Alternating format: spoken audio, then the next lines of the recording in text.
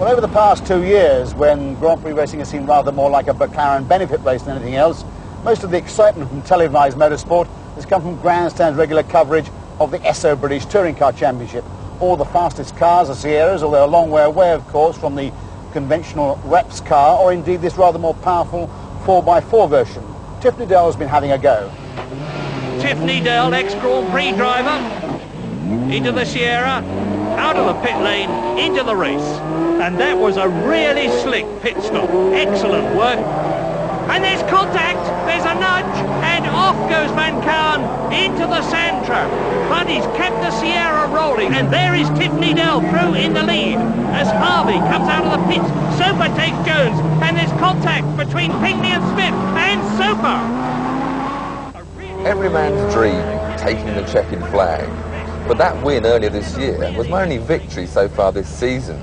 And unless you're Senna or Prost, winning doesn't come easily. But what is a Group A touring car?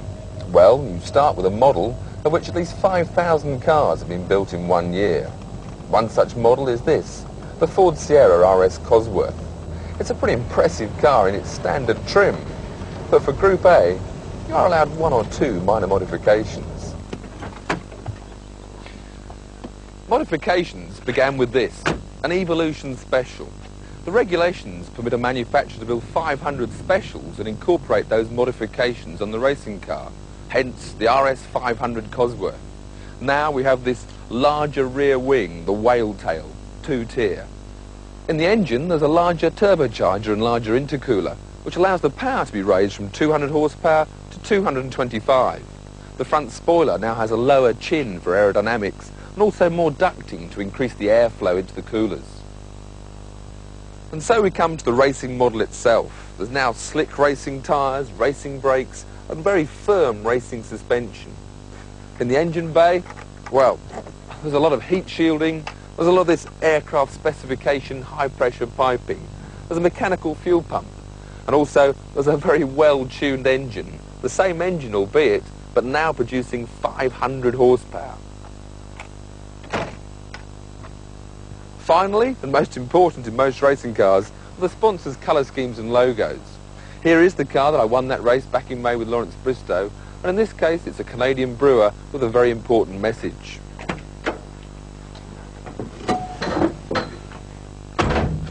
Inside, all the trim is stripped out, the massive rollover cage for safety, the piping laid inside for protection.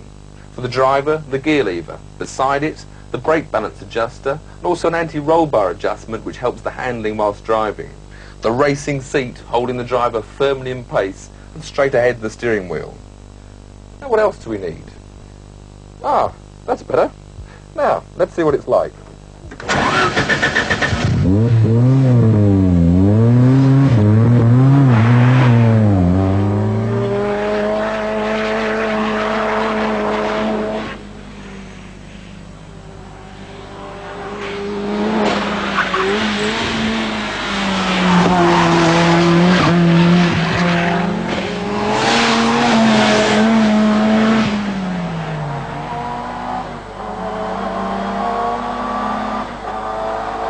The main thing about Group A is that it's a compromise formula. Unlike single-seaters or Group C, it's not a car that's designed for racing alone. It's a compromise. It's a road car made into a racing car.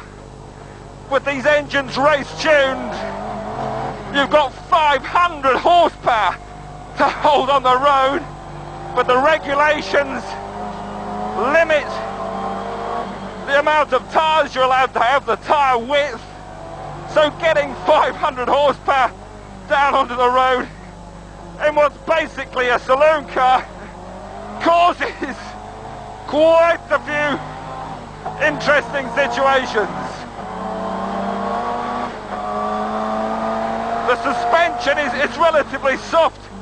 You can't get the torsional rigidity that a racing car provides because the body shell is full of holes. So you have to make do as best you can. Suspension, of course, still very stiff compared with the road car, but there's an awful lot of wheel waving and steering wheel work to be done in a Group A car. Braking is a much longer braking area as well as a racing car. So, all in all, you need a lot more road in a Group A car than perhaps you do in a Packer racer.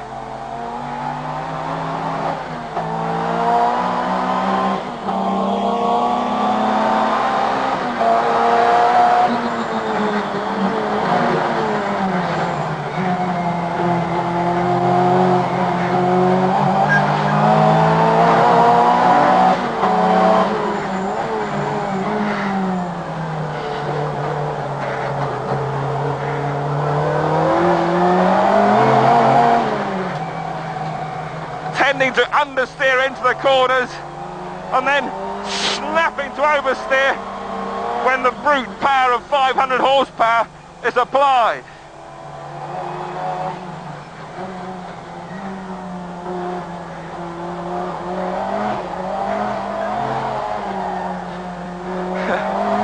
And that was applying a little bit too much, too soon.